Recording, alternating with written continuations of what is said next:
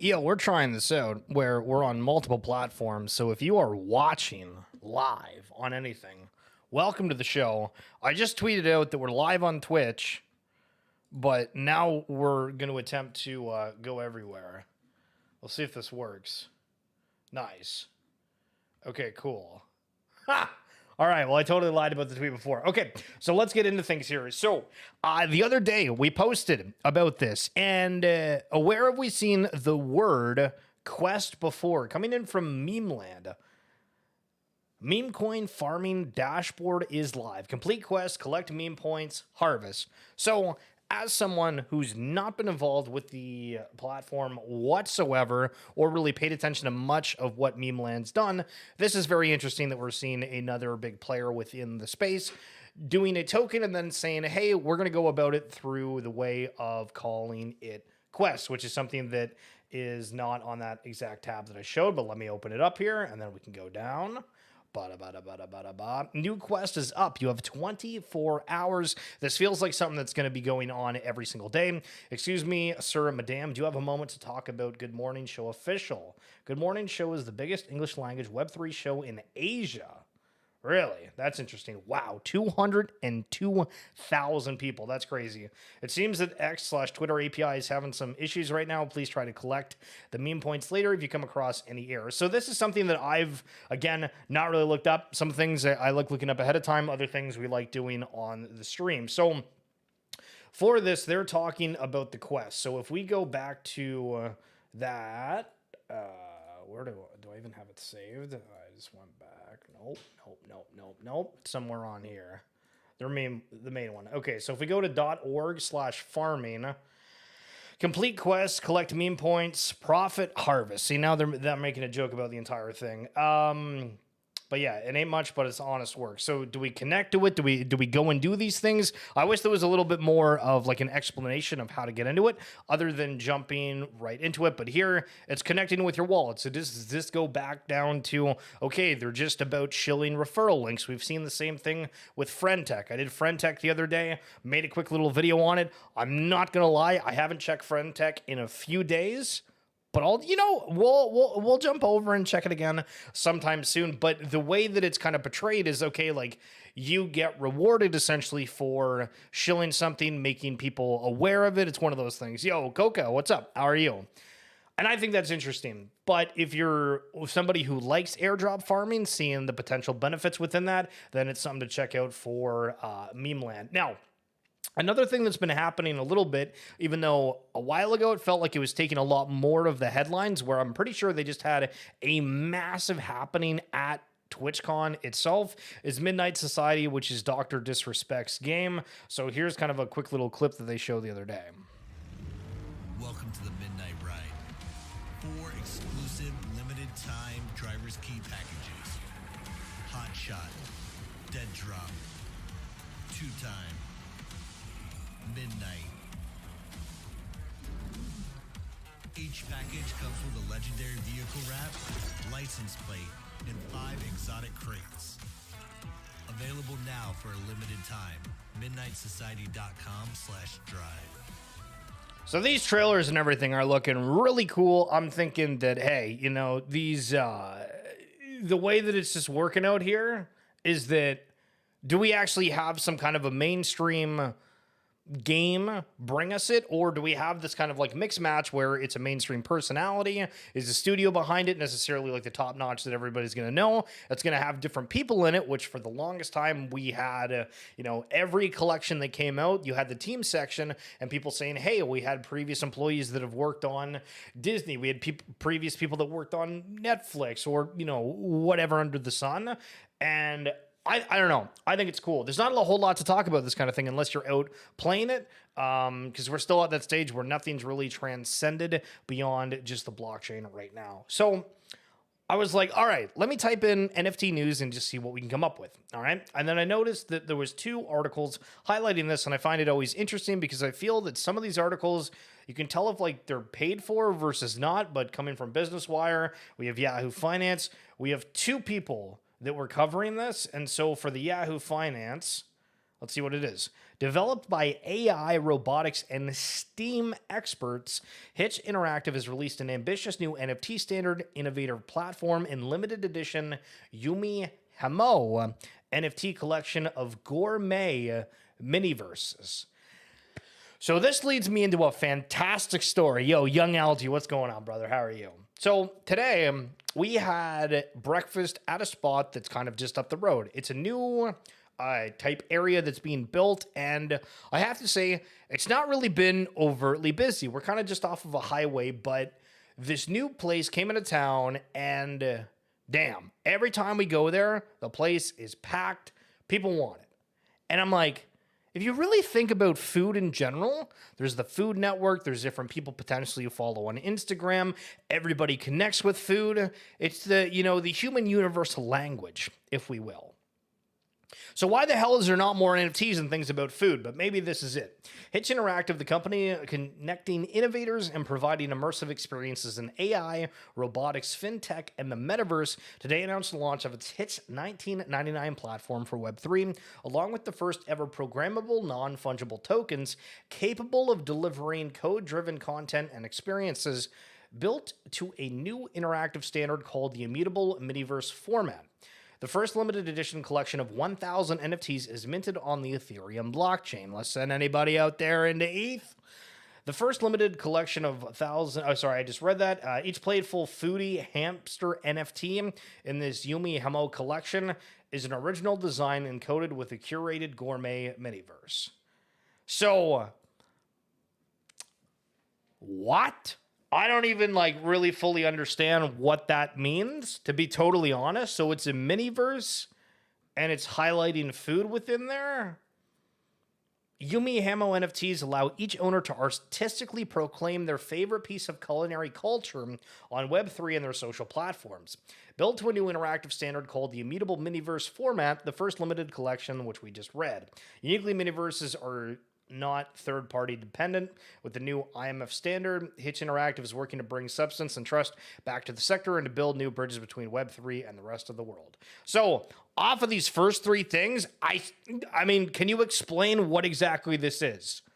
Okay, so they created a new form of an NFT standard, and that's it. I'm a little confused here. However, I will say that if we were trying to be particular here, look at copyright infringement. This looks like a Coca-Cola bottle. That looks like a Sprite. I don't know what this yellow thing is, and this looks like maybe an Aquafina, just general bottle of water. But listen, you can absolutely tell that's a fat bottle of Coca-Cola and fizzy. How in the hell are you? Do you guys like Coca-Cola or Pepsi? That's a thing that I've never had to worry about because I don't drink either. Anywho, keep on moving on here. Blockchain embraces gold to provide stability and growth for crypto adoptions. For anyone, you might be the same as me, where, the past couple of years is really your first time learning about investing, the markets, and you're like, wow, there's a lot of people that praise the hell out of gold and think that it's the bee's knees. So it's interesting looking at this title alone. This project brings 250 years of expertise in gold to the blockchain to provide a stable entry into the crypto market. So, okay, before we get into the details here, we got people vying for gold. We got a way to connect people with gold to the blockchain, potentially. That's not bad. Yo, what's up, Wind Talker? Are we rich yet? No, but, maybe one day, my guy. Okay. As people look for a stable way to enter the crypto market, what the hell do you mean by a stable way? There is nothing stable in crypto besides a stable coin, KEKW. This gold-backed digital ecosystem with crypto token and NFTs offers a solution. Gold, a precious metal known for its scarcity and durability, has been the primary store of value since ancient civilizations. For thousands of years, people prized gold in their trades and investments. Even in the modern world, gold reserves are a major indicator of how strong and reliable a country's economy is. Just want to note, I'm pretty positive Canada sold all of its gold reserves a few years ago. So, if depending on how much gold shows how strong and reliable a country's economy is, it's It's just inflation, and it's Jover in Canada. Despite the gold standard being largely abandoned in 1971, governments and central banks worldwide still hold thousands of tons of gold in their reserves as a backup, showing that the old habit die hard. And I think that's a James Bond movie. In the era of cryptocurrency, a digital form of gold has emerged.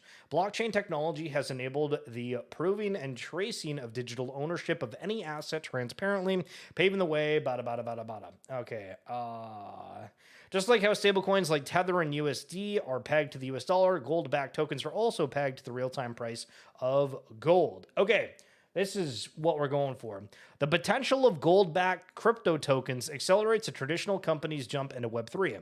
International Precious Metals, IPM, a team of precious metal specialists with over 250 years of combined industry experience, announced that they are bringing their gold expertise to the crypto market with the launch of the gold-backed International Precious Metals Bullion, IPMB coin, an accompanying global exchange metal non-fungible token. So when we click on this, I'm curious if it is tradable yet, or they got anything. Let's check out the tokenomics right quick. Do you think the tokenomics of a gold-backed coin are going to be like good or kind of Canada has no gold. China has been buying gold every 2 months for like 2 years or something. Goodness. Yo, wag me. What's going on, Atari?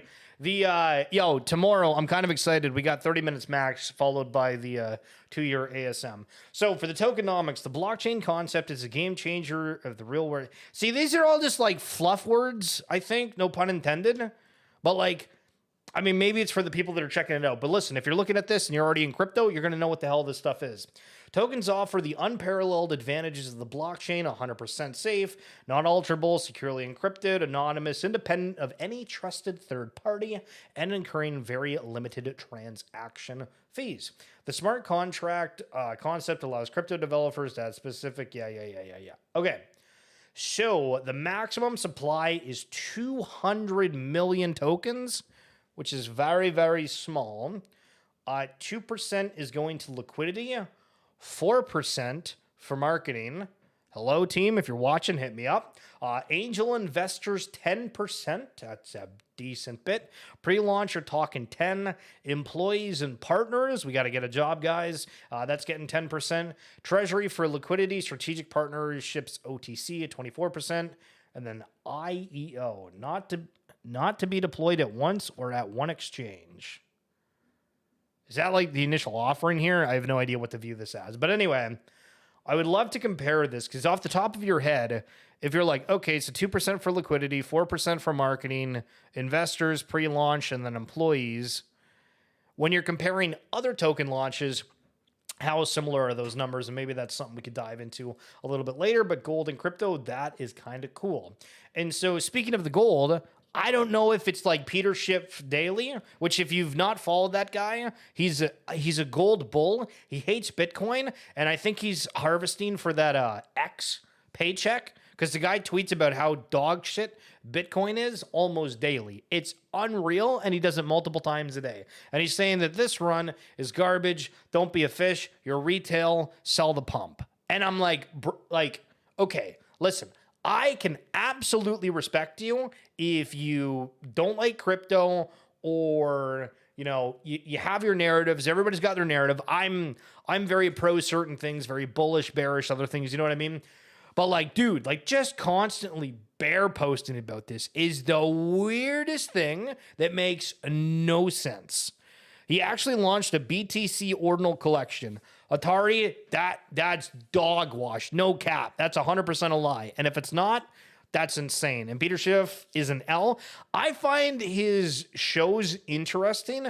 I do watch them, but anytime he talks about anything crypto related, I'm just like, right. You sound like one of the old people that just like don't understand crypto, that don't want to touch that. And you have to remember the bias is there, right? Like he holds gold. The youth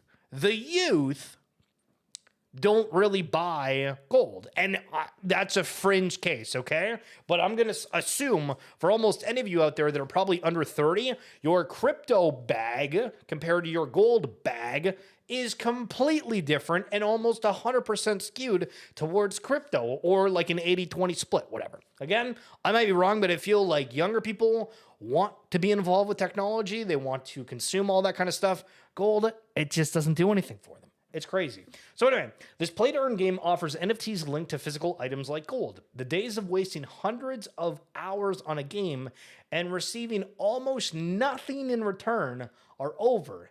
And it's all thanks to NFTs and blockchain technology. There's somebody out there that's like, you bringing up NFTs and blockchain, I'm gonna canoe you right in the face. You know what I mean? But on the headline here, hundreds of hours on a game. What's the video game that you guys have played the most of that you've probably wasted endless hours on? Back in the day, I'd say RuneScape. Lately, it's League of Legends, but I play League of Legends more with friends, so it's like, we can get away with calling it social interactions. Blockchain gaming is going from strength to strength, underpinned by the explosion of non-fungible tokens, which continue to achieve mainstream adoption. Can anybody explain to me where we've achieved mainstream adoption other than everybody knows what an NFT is? Well, I mean, at least heard of it, and they maybe know what a Bored Ape or a CryptoPunk is. I don't know if that means achieving mass adoption, but hell yeah. The Fruits Eco Blockchain project is building on this momentum by allowing NFTs to be redeemed for a coveted real-world project, a physical golden egg. Respectfully, this sounds like a Ponzi right off the rip. First came the console, then the humble PC. Smartphones soon came along and transformed the entertainment industry entirely, making games free to play and putting them in the hands of consumers in emerging economies. Now blockchain and NFTs are ushering in the next wave of innovation. Once in-game assets couldn't be transported from one title to another, traded freely with others, and sold on secondary markets. Web3 makes this possible, all while allowing avid players to receive recognition and rewards in exchange for their time. And money. The days of wasting hundreds of hours on a game and getting almost nothing in return are coming to an end. Of course, some hurdles need to be overcome first. A 2022 report released by the Blockchain Game Alliance, BGA, showed that the industry professionals found poor gameplay and complex onboarding as the main challenges that hinder mass adoption. Okay, this is about like a specific thing, right? So this is like a paid ad apparently, which I probably should have realized ahead of time, but I think it's hilarious that they're like, hey, we're having a physical golden egg that's gold, right? And then they have all this info about just general NFT stuff, and it mentions nothing about the product.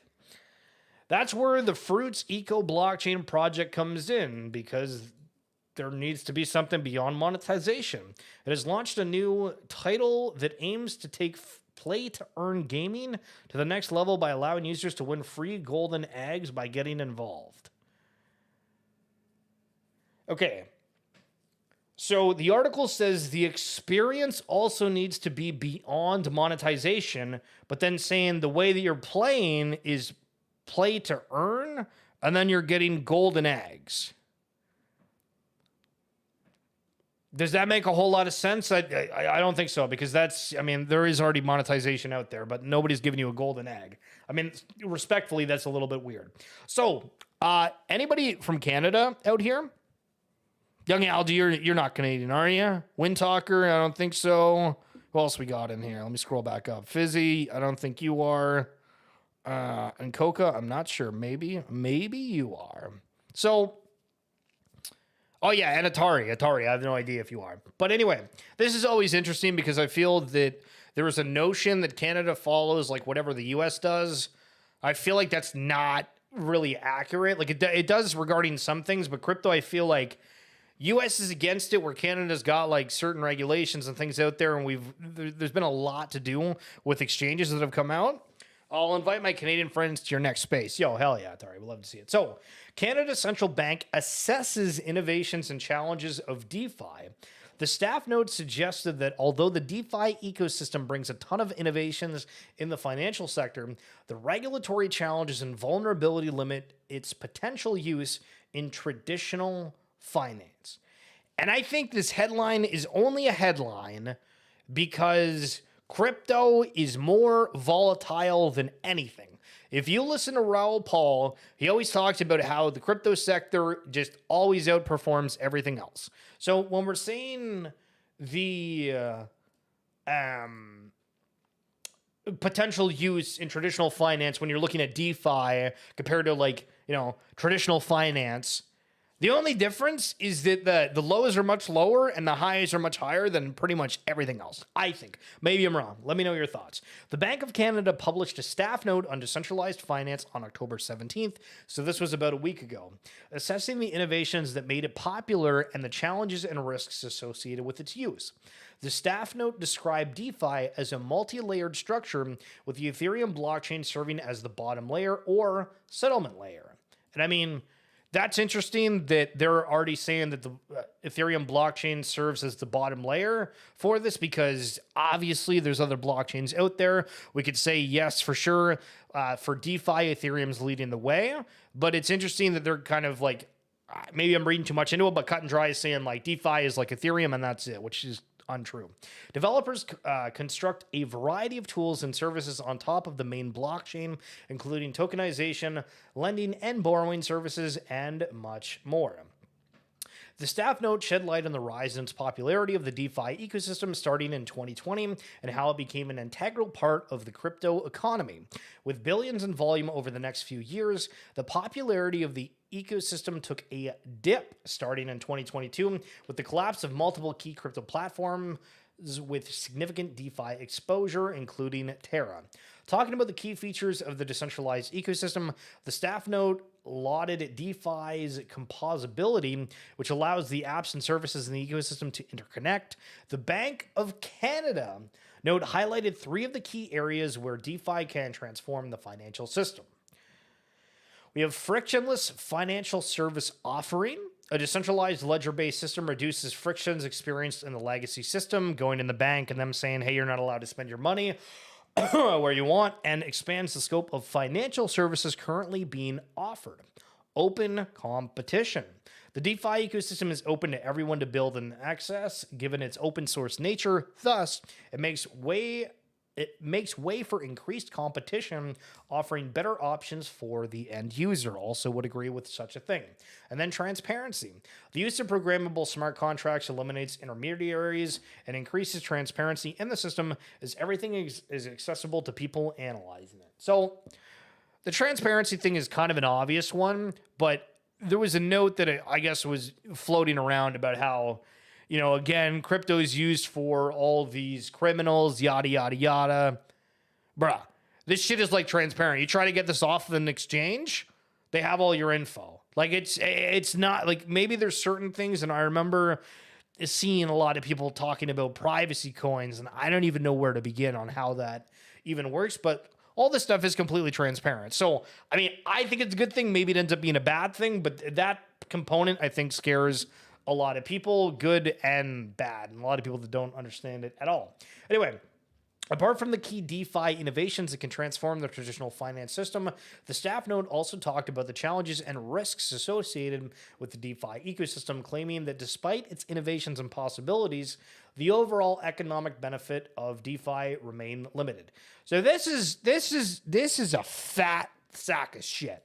Respectfully. If you got kids in the room, I'm sorry, but this is a fat sack right here. The overall economic benefits of DeFi remained limited. So, first of all, if you can decide that you're a country that's like, hey, we're going to regulate this, try to make it crypto friendly, there's going to be people that move there. I posted a video not too long ago about how people in New Zealand, there was this show creator and they went around and they got all these big players. Like, we're talking the lead people from Immutable. We have the lead people from Futureverse, and they're doing these interviews and highlighting them. And it's like, damn, for New Zealand being as small as it is, respectfully, that's crazy that there's such a hotbed of crypto that many people within the industry know. And at the same time, in the US, we have this big problem of, oh my God, regulations, this and that. We have Elizabeth Warren trying to kill crypto as a whole. I think there could be massive economic benefits because the fees, the work from DeFi, if you have companies in these different countries. One, that could be huge. And then two, we don't know what it looks like where you can do anything, get anywhere, be able to earn more. Like if I'm sitting here and trying to be like, okay, how do I come up with like $10 Canadian online? Like, how would I do that? Okay, maybe make a tweet, post online, create a Fiverr account. I mean, maybe play a video game. Sure, I could like get World of Warcraft, get some gold, try to sell that or something, right? But if these play to earn games come out, then it opens up a whole lot more people to start getting into it. And it's just, I don't know. I think there's a lot to be still ventured within this case. And you can tell how people think by seeing that the economic benefits of DeFi remain limited. I think that's crap. But anyway, the notes listed 3 key challenges that the DeFi system faces today: the lack of real-world tokenization, agreed, the higher concentration of interconnection within, and its dependence on the unregulated central finance ecosystem. Agree with the last part, dependence on the unregulated and centralized finance ecosystem. The note also highlighted the regulatory challenges posed by the DeFi ecosystem and the rise in vulnerabilities in the ecosystem, leading to several hacks and exploits.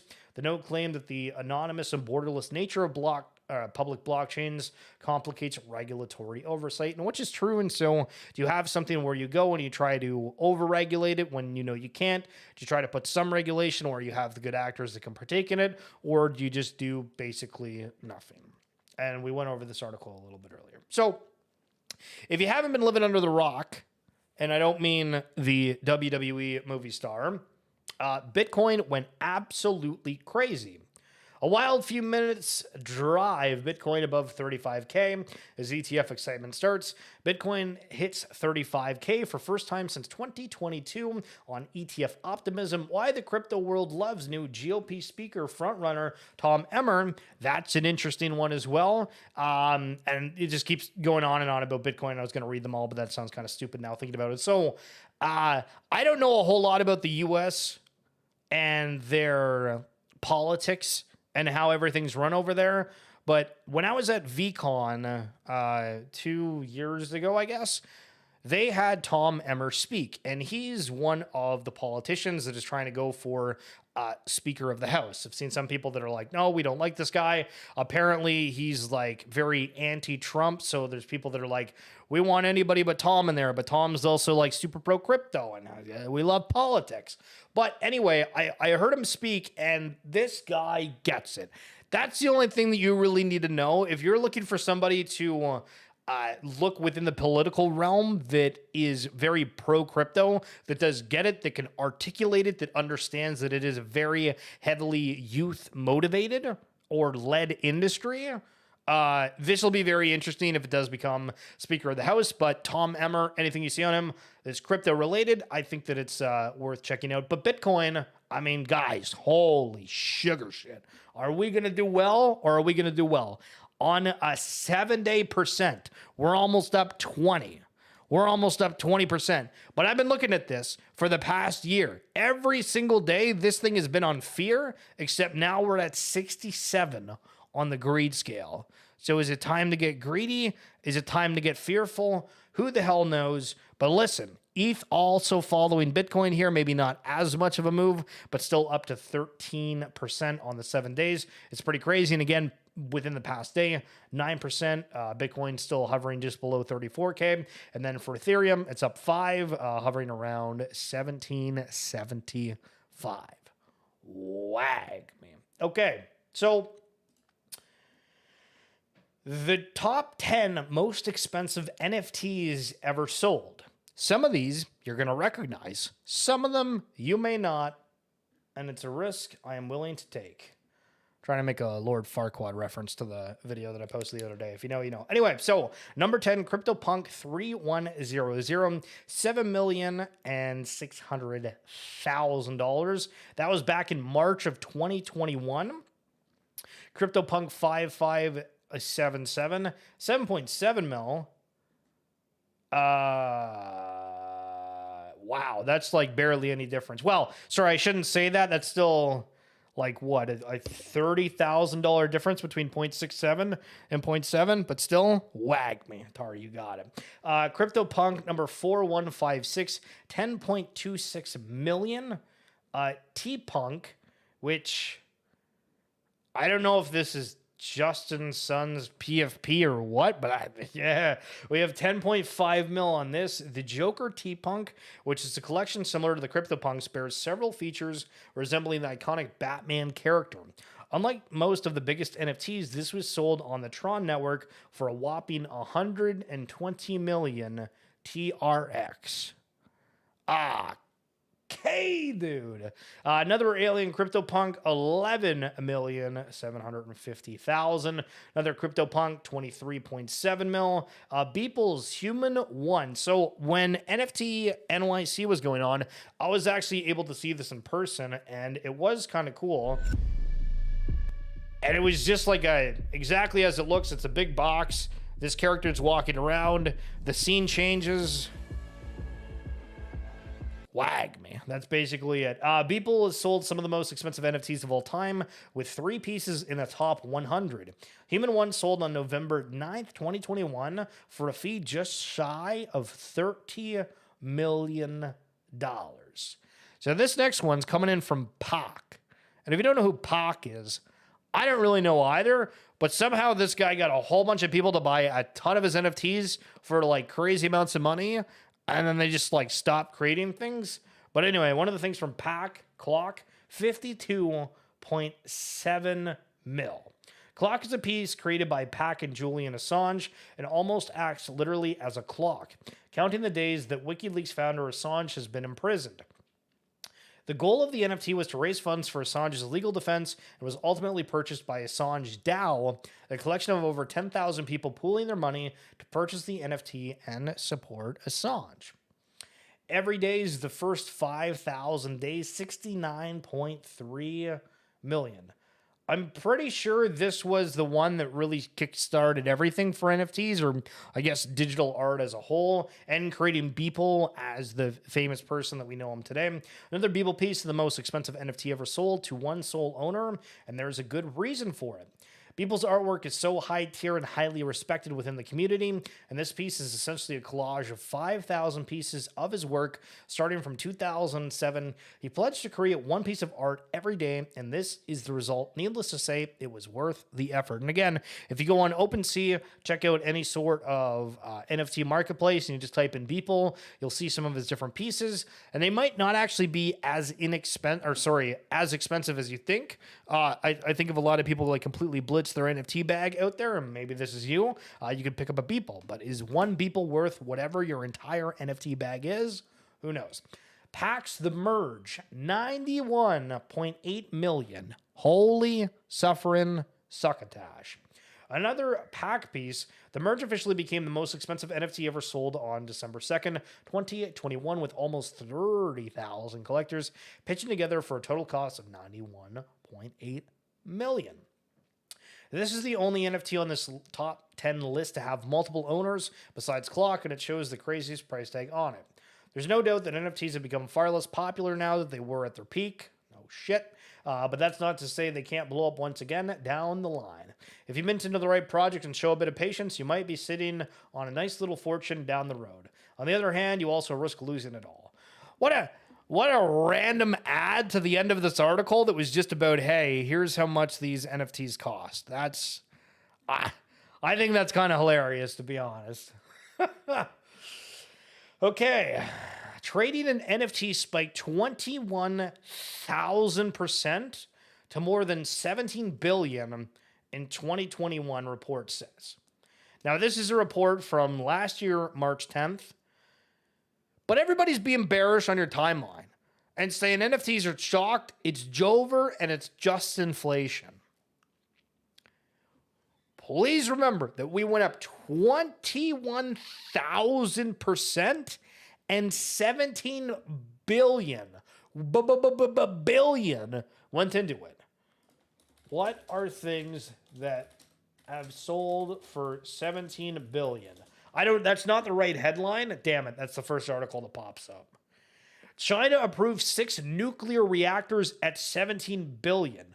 What theme park projects are included in the 17 billion investment for Walt Disney World? Okay, so here's the thing. We got China creating nuclear reactors with that kind of money, and we got the entire Walt Disney theme park investment. That's crazy.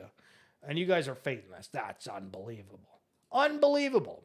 Anyway, I wanted to go back to this time to think of all the fun things that have happened, all the fun things that will happen, and everybody still hates OpenSea, but back on March 18th of 2021, OpenSea raises $23 million to scale the largest marketplace for NFTs. Now, we've seen a lot of money raised in the space, and maybe hot take here, maybe this was just like too early in the year, but $23 million to scale OpenSea? I mean, I don't know. I feel like they would have gotten a lot more. Or at least we would have seen like a hell of a lot more changes to OpenSea since getting this fund. But I'm pretty sure they had that guy that got nailed for insider trading and then had to spend time in jail. They canceled all their creator royalties, and it's vastly losing market share. When you read this headline back in the day, when you read this headline back in the day, I don't think anybody would have thought that. So when we started OpenSea in late 2017, we were excited about the prospect of a brand new economy on the internet. The GDP of the internet is already quite large on an absolute basis, but the internet has just distributed its wealth and power in unanticipated and often non-ideal ways. Far from the open Wild West days of early web pages and IRC chat, the internet today has consolidated around business models that rely on storing proprietary user data in the cloud. There's a growing feeling that are still critical building blocks missing from the internet. Building blocks that could provide foundations for more vibrant, open economies in the digital world. Blockchains provide those building blocks, and non-fungible tokens are giving us a taste of their power. I don't want to read the whole thing. I'm trying to see if they like out there themselves in some kind of a funky way here. And we don't want to do it alone. As we like to say, build an ocean, not an aquarium. Any NFT project or creator can plug into our marketplace without being wadded to a particular platform. The 20 million plus NFTs you can trade on OpenSea are not owned by OpenSea. They're owned by users. This is a huge paradigm shift and the first glimpse into a world where users, not corporations, control their own data. To help make this vision a reality, we're excited to announce our $23 million fundraise. Andreessen Horowitz brings deep knowledge into crypto. Naval Havacott, Mark Cuban, Tim Ferriss, Belinda Johnson, Ben Shimmerman, Alexis Ohanian, Balaji. The Balaji guy, wasn't that the person that was going to bet like $1 million or something? The Bitcoin was going to go to 100K.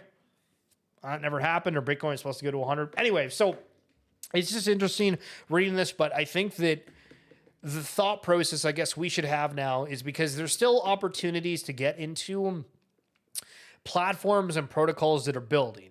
And so an NFT marketplace was able to raise $23 million back in 2021. And again, I'm pretty sure this is like before things went crazy. Yo, gotta run, dogs bark it. Yo, Atari, have a good one. Wag me, brother. So I don't know. This is just something to keep in mind as you're going along. OpenSea raised $23 million. So Rare, after we just saw $23 million, Rare back in 2021, a bit later in the year, raised $680 million to expand fantasy sport NFTs. Wow. Fantasy soccer NFT company Rare has raised a $680 million Series B funding round that values the Paris-based startup at $4.3 billion. With the new funding, Rare will pursue partnerships with the top 20 global soccer leagues, expand its NFT-based fantasy platform into other sports, and open its first U.S. office in New York. Now, this is crazy because Rare has been absolutely killing it. Would you look at it and say, okay, they've put $680 million into it? Maybe. I mean, I don't know what like the infrastructure looks like for that. But that's an insane amount of money. So definitely think Rare is going to be long. and around for quite some time. Another studio. Listen, we're trying to do a little bit of comparing and contrasting. If you've been paying attention, the Big Time token came out for their game and it went nuts. And then I guess they've changed certain things with how the NFTs land, the whatever the ecosystem is. They've made some pretty pivotal changes. I got sent a video the other day of this person like ranting for 20 minutes about some changes. But this again is back. What year was this? In 2021. So OpenSea and Big Time raised the same amount of money. But let's see what it says real quick. Big Time Studios is going big this week with a funding round of $21 million to bring non-fungible tokens to the biggest game economies. The Los Angeles company was started by CEO Ari Milich, who was previously CEO of Decentraland, and game designer Thor Alexander. The funding comes in two parts, $10.3 million in a round led by FBG Capital, as well as North Island Ventures, digital cryptocurrency group OKX, Block Dream Ventures, Alameda Research, yeah, we know that one, Circle Financial, and Ashton Kutcher's Sound Ventures. This might predate Stoner Cat's time. And Big Time Studios is also in the process of closing an $11 million fund that will use to invest in game companies that adopt its technology. So, Big Time NFT game. If we look at that and we just go to videos right quick. Worst game ever. Big Time gameplay and review. Wow, that's crazy. Here's a quick 3-minute video of how to play. So let's see. I don't think I've even watched this. So let's check this quick. Welcome to Big Time 101. Today, we'll be giving you an introduction to the world of Big Time. When you first enter the game, you will be prompted to choose a starting class that will decide the skills and abilities available to you. There is no pressure to choose right the first time around, however, as all newcomers to Time's End will find themselves near Watertown, where they will find Big Time's class trainers, and where they will be able to acquire new pocket watches. Once equipped, you can build mastery of your pocket watch's associated classes' abilities by defeating monsters and leveling up your pocket watch. Leveling up your pocket watch will also grant you points to spend on your various abilities and stats. But you will also most likely find gears, special pocket watch attachments, while playing.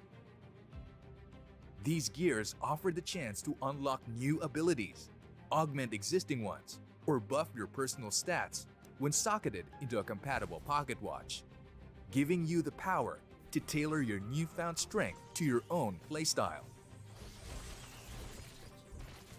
The primary method of leveling up will be to find time tears, temporary chronological disturbances found in Time's End. Enter the adventure instances they lead to and fight the enemies found inside. Early on, however, players may fight the fauna and enemies around Time's End. Leveling up your pocket watch is the easiest way to increase your power, but it isn't the only one. You can also boost your effectiveness in battle by equipping items that can be bought from Vendroids or dropped by defeated enemies.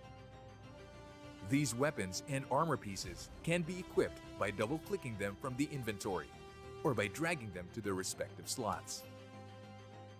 Different pieces of equipment will need different stat levels to equip, and the higher the tier, the more stat points are required to use it. You can check your equipment's requirements in the inventory by hovering over it, or before picking it up by aiming your camera at it and pressing the left Alt button. If you aren't satisfied with your current gear, you can go fight in adventure instances for better equipment, or check the Vendroids again later. Their store items change periodically, and you never know when something they have might interest you. Every adventure starts somewhere, and no one starts out a hero. But begin your journey now. Never give up, and you're sure to make your name. Join us, and we'll see you in Time's End. In Time's End. Okay, cool. So curious if you guys have any thoughts on that. This was from a year ago, and the token did just come out. Big Time token. So if we go on a month here, yeah, so it came out at 7 cents. It absolutely rocketed to 26, and now it's down to 14. Send it to zero, brother. How are you doing? So again, this is interesting. I feel like Blur kind of did the same thing within the first few days of it coming out. It ripped, and then it very much did dip. Yeah, I mean, wow.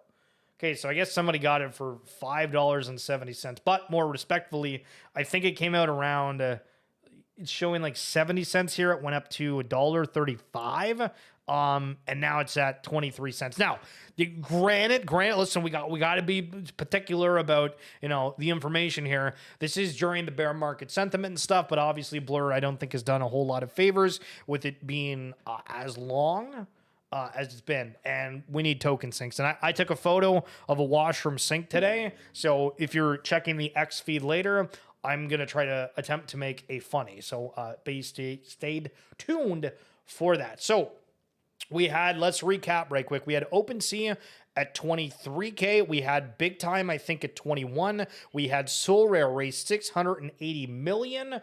And then we had Bored Ape Yacht Club creator raises 450 million to build an NFT metaverse, and this is back last year, March 22nd. So let's go over this quick. Yuga Labs, the owner of three of the biggest NFT brands on the market, has raised 450 million in funding at a $4 billion valuation. The company announced today the team behind Bored Ape Yacht Club plans to use the money to build a media empire around NFTs. And this is interesting that they're saying media empire, because I think that, we've seen Ape Fest and some of the activities and whatnot, but like strictly media, okay, they've shown like trailers and information videos about like heavy metal and Legends of Mara, but like I don't see much other media beyond that. So we'll see. But anyway, starting with games and its own metaverse project. Okay, so they're starting on games, media, games, and then they're going to branch out. Which for the beginning of Ape Fest, they had a reveal of one of the Mega Mutants, and that was really, really cool last year. The team describes its metaverse project called The Other Side as an MMORPG meant to connect the broader NFT universe. They hope to create an interoperable world that is gamified and completely decentralized, says Wiley Arano, a co-founder of Bored Ape Yacht Club, who goes by the pseudonym Gordon Goner. We think the real Ready Player One experience will be player run. The announcement comes just weeks after Yuga Labs made a major move to consolidate the NFT space, acquiring CryptoPunks and Meebits from Larva Labs. The acquisition put three of the most lucrative NFT collections under one roof and gave Yuga Labs a bigger roster of IP to pull from when crafting its game and metaverse plans. Now, when we're thinking about why Bored Ape Yacht Club did that, yo, what's going on, Fish? How are you? Is like, was it just to have bigger IP to pull from?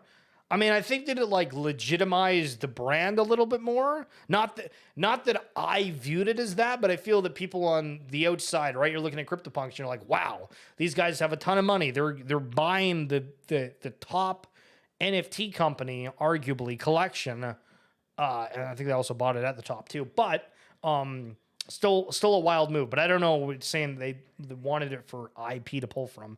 I don't think so. The company also launched a cryptocurrency ApeCoin last week. The token will be governed independently and used as the primary currency in Yuga Labs property. Governed independently. How well that has aged. Yuga Labs is partnering with a few different game studios to bring Other Side to life, says CEO Nicole Muniz, who's no longer there for anyone that doesn't recognize the name. The game won't be limited to Bored Ape holders, and the company plans to create development tools that allow NFTs from other projects to work inside their world. We're opening the door to effectively a walled garden and saying everybody is welcome. There's a little bit more to that, but again, the main takeaway is I wanted to just show you guys, if we go back like a year or two, the amount that's been raised in and for these different NFT-based companies is absurd. It's absolutely absurd. And another thing that's kind of absurd is we have game awards for blockchain when there's like 5 games out. It's crazy. So December 14th, this games award. If you look, you can see different people that are streaming. Mir 4, Big Time, Axie Infinity, Gods Unchained. Not crazy amounts of people on here, but still, nonetheless, there's going to be things coming. Again, maybe we'll watch this live, 3 p.m. UTC, December 15th. But 10 months ago, the Game Awards 2022 winners. Let's check that super quick here. So Big Time was Game of the Year, and they just launched their token a week ago. And this is from 2022. Illuvium's the best role-playing game. Star Atlas, the best graphics. Superior, best action game. I'm pretty sure Superior is a Gala Games product. Big Time, best adventure game. Blancos, best casual game. Metalcore is best shooter. Gods Unchained, best strategy. Gods Unchained, best card. EV.io is best multiplayer, which if you just type in EV.io, you can literally do the shooter game on your computer right now. Shrapnel, most anticipated. I don't think I've ever even heard of it. Thitan Arena, best mobile game. This also is maybe a Gala Games one. EV.io, best esports game. League of Kingdoms, People's Choice. Bryson, best content creator. And then The Harvest, Games Choice. So, like, heard of most of the stuff on here, but Shrapnel, The Harvest, League of Kingdoms, and I think Dana Arena are the only ones that I don't really know anything on. Maybe you do. But still interesting that was the one from last year. Off the top of my head, like, do we see, like, a Yuga Labs game get in here? Potentially. I feel like almost all Yuga stuff is, like, heavily gated, though, so it might be a little bit different. Shrapnel is awesome. Okay, it's got the Boomer's seal of approval. Good to know. Maybe we'll have to check it out a little bit later. So this is something that I think is probably the only thing I've ever been excited about in Decentraland. I have to admit. And we might be streaming some of it, all of it, maybe parts of it, maybe won't even stream at all. But the ultimate guide to the AI World Fair, October 25th to the 27th in Decentraland. I feel like that's saying Voldemort, they who shall not be named.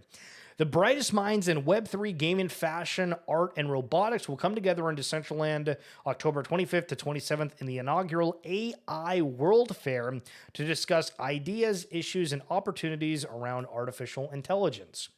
The first ever AI World Fair will take place in Decentraland, which we just read. Join thought leaders from Web3 Gaming. That's just literally the same article, you dummy. What to expect from the AI World Fair.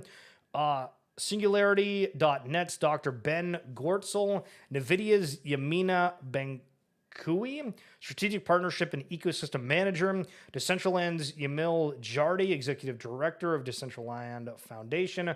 Metaverse thought leaders Dr. Jane Thomason, Diego Borgo, and Kelly Vero. Rainbird CEO James Duez and CTO Ben Taylor, and Sebastian Bourget from The Sandbox.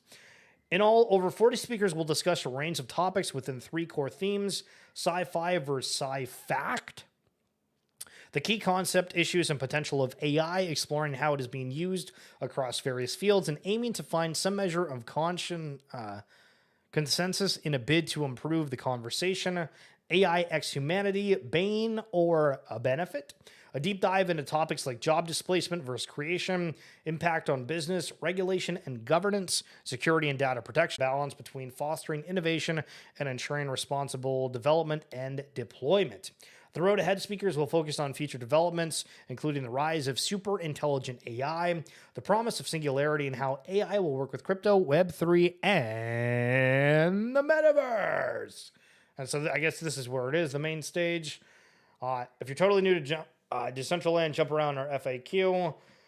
Main events will take place. I mean, you can just click on these things. And so, like, if we're live, we'll go over it. If anybody wants me to share it, I can. And then they have different times for the speakers. Now, the reason why you might be interested in this, apart from the fact that it's in Decentraland and we're all here for the metaverse, quote unquote, it's free. Like, these different things, like when we had the Toronto Blockchain Futurist Conference, is like $500 a ticket. This is totally free. You want to see what these crypto conventions are when people are talking about them. This is going to be a fantastic spot to go check it out if you have never went and seen it before. Now, be in crypto. I just wanted to do this thing where I start when we get on here and we just look and see what are the top headlines. Is there anything that actually catches our eye, or is it all kind of random different things? Now, first off, right on the top here, Bitcoin up 9%, absolutely takes the cake. Might be a little bit too small for you guys to see, but here are the headlines right here. How to buy GMX with a credit card, a step-by-step guide. I have no idea what GMX is. BlackRock iShares Spot Bitcoin Trust removed from Depository Trust and Clearing Corporation. Now, I don't know this fancy verbiage with this, but people yesterday were posting about how, I guess on this Depository Trust and Clearing Corporation or whatever list, is it had BlackRock Bitcoin Trust on there, and people were like, oh my God, this means it's legit. Apparently it was removed an hour ago. Why European Union fears U.S. ban on Chinese AI investment. DCG revenue rises 23% as court formalizes grayscale win. Can Ethereum reach a new yearly high after its 20% price increase in 4 days? Big fat wag me. And I Trust Capital review 2023 pros, cons, and features. Okay, so when you look at the most read, it says, why is the crypto market up today? Well, sure, let's go look at that one. Don't trust verify. How Bitcoin is breathing new life into El Salvador. That sounds pretty good. Bitcoin price rallies hits 30,000. These indicators suggest 40K could happen sooner. Holy friggin' FOMO, why not? Look at the difference. The most read compared to the headlines. These are all bangers. Litecoin holders inflows hit 2-year peak. Is it priced? I don't really care about that. SEC dismisses allegations against Ripple executives. Sure, let's look at that. Cardano price could double if these historical metrics repeat. Okay, we'll skip that one. We got 4, so let's dive in super quick. Why is the crypto market up today? In brief, the crypto market cap reached a new yearly high today, then fell slightly below the 1.25 trillion resistance. The Bitcoin price reached a new yearly high of $35,200, moving above the 1.27 external fib of the previous decrease, which if you're a trader like doing the charts and shit, you'll understand what that means. The Mina price reached a high of 70 cents today before decreasing, creating a long upper wick and validating the 70-cent range area. Listen, we're here to sit back, have a good time, see things for what they are, and these guys are dropping all this technical analysis on us. And then there is a promo about buying Doge. That's crazy, brother. Don't trust verify. How Bitcoin is breathing new life into El Salvador. So this is something that I haven't really been paying attention to at all. I've heard that it's done well and actually helped the economy a lot there, but the Bitfinex team has created a documentary titled Don't Trust Verify to showcase Bitcoin adoption in El Salvador. Similar to what I was talking about before about how Immutable, Futureverse, and all these other crypto companies were getting a showcase from whatever that TV producer was in New Zealand. I'm telling you, I think there's going to be a swath of things. We've seen Richard Hart also make a movie, which apparently has some pretty terrible reviews, but I generally like hearing what he has to say about things. Obviously, do your own thoughts about what people have to say, but I'd be curious to see all these different crypto movies, how they do. Roman Martinez of Community Initiative Hope House believes Bitcoin can empower the unbanked and provide financial education. Since adopting Bitcoin as legal tender, El Salvador has seen a 30% increase in tourism, according to its finance minister. It's been over 2 years since the Central American country El Salvador adopted Bitcoin as legal tender. While it was a long-term plan for the country, the citizens already believe it has given them new hope. The ethos of the Bitcoin ecosystem is don't trust, verify. And that was the inspiration for the Bitfinex team to travel to El Salvador to make the documentary Don't Trust, Verify, so that viewers can witness how Bitcoin has been adopted in the country from a first-person point of view. And this is set to premiere in October 22nd in Switzerland. What? Okay, so they make a movie about El Salvador, but then its premiere is in Switzerland. What? Until 2021, El Salvador wasn't famous for its high crime rates and the pervasive presence of gangs, painting a bleak picture of the nation's security landscape. Then, the country started making headlines for its bold move adopting Bitcoin as legal tender. According to Mike Peterson, the director of Bitcoin Beach, young people have grown up in the country, living away from their parents. This was because some parents shifted to the U.S. for job opportunities, while others were in prison for gang involvement. Hence, Peterson spoke to the documentary that youth grew up thinking there was no hope for the country. Bitcoin Beach is an initiative in El Zonte, a beach town in El Salvador. It got recognition because entrepreneurs and tourists in the areas have increasingly used Bitcoin to conduct transactions, while workers in the town receive their salaries in digital currency. And this is a screenshot from the movie. This chart looks interesting. So, amid the citizens' involvement in criminal activities, El Salvador faced a stark lack of financial education. According to Statista, in 2021, only 36% of the country's adult population had a bank account. Wow, that's actually crazy. So, in El Salvador, 11% had money on a mobile device and 36 in a bank account. Wait, I don't even get that. Only 30% had a bank account. Oh, so they're saying, wow. Okay, so it's I'm sitting here trying to compare like the mobile money to the bank account, but it's just the fact that 36% of adults have a bank account. Well, I don't know anybody that doesn't have a bank account. Like, I can't name a single person that doesn't have one. So not even half the country of adults of El Salvador had a bank account in 2021. But 11% of that had money on a mobile device. So, I mean, closer to 50, but that's still insane. Roman Martinez, the co-founder of the community initiative Hope House, elaborated on how El Salvadorians had very limited access to financial services. My parents, my grandfather, they never had access to a bank account. They never save money. We never hear from anyone in our family about what money is or what is an asset or transacting digitally or making and receiving digital payments. I mean, to be fair, like with this, I feel like I've not really talked with many friends, family members, or anything about investments ever growing up. It was like, okay, you have in a bank account, you get a job, and then you go from there. So, I mean, like, it's still wild to hear about, but it's, you know, I didn't really have that experience where we talked a whole lot about money growing up from anyone that I was ever involved with. Like, I think when I got into crypto in like 2021, like, I don't even think I was in stocks or anything before that. Like, it's not, unless you get brought up with it. It's interesting. Martinez believes Bitcoin pushes citizens to get financial education. A big time agree, because that happened for me, and empowers the unbanked. I think when the president made Bitcoin a legal tender, he gave all of us a place to be excited for the future, a place to come and build, a place to come and dream. I think as a human, we want to live in a place where we are excited for the future. We want to live in a place where we wake up and see hope. And we want to live in the place where we see that things are moving to a better future. Martinez Hope House educates the youth so that they can find hope for a better future. It works on 4 pillars: education, recreation, spirituality, and empowerment.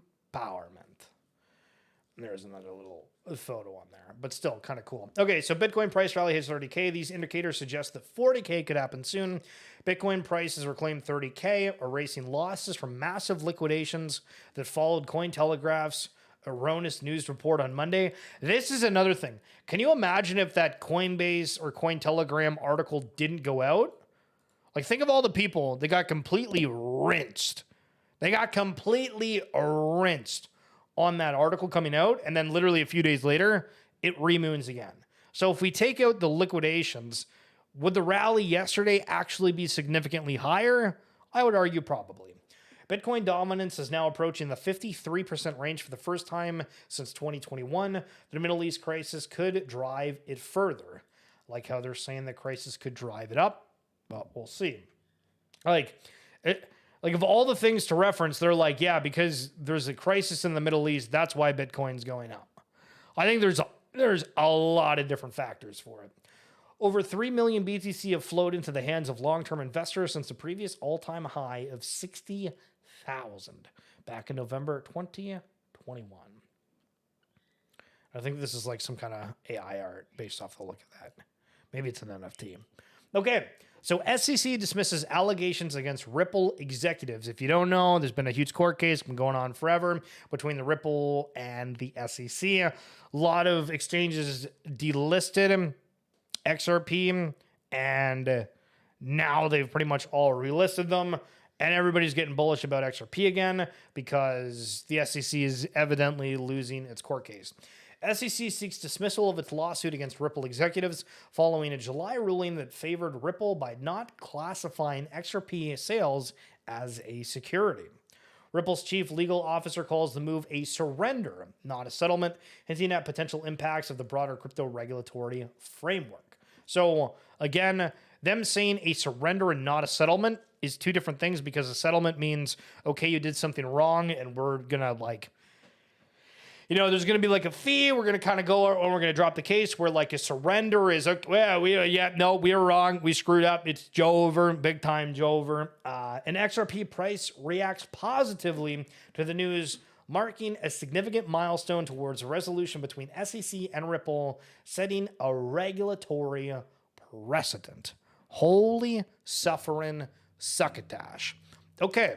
So quick little update regarding the stream so you guys are aware. What my goal is right now is, I think from Monday to Friday, some point between like middle of the day to a bit later at night, we're going to be pretty much live at one point. And we're going to at least do an hour of different NFT and crypto news like we just did. On certain days, if we have a guest, if there's things, if I'm like, hey, we're going to be streaming Leak, we're going to be doing whatever. I think now that we can simulcast, if you've not been able to notice, we're live on X, we're live on YouTube. I can activate the Facebook page too, but I don't know if that's going to be worth it. But sometimes for like just League gameplay, if I'm doing that, I might just only be on Twitch. But if you're seeing this on YouTube elsewhere, know that it's NFT and crypto related content, but wanting to kind of do a daily show for that. But sometimes we'll have the guests and be a little bit more extravagant with that. Tomorrow, again, there's that AI fair. We will maybe stream the 30 minutes max, followed by the ASM 2-year anniversary with David. We're expecting a lot of things. I'm going to work on a video right now to talk about my recent tweet about $18 NFTs. Could be alpha or it could be big time Jover. But if you've been tuning in and watching this, I very much appreciate it. Keep an eye for the YouTube page later tonight. We'll see that. But otherwise, I will catch you tomorrow.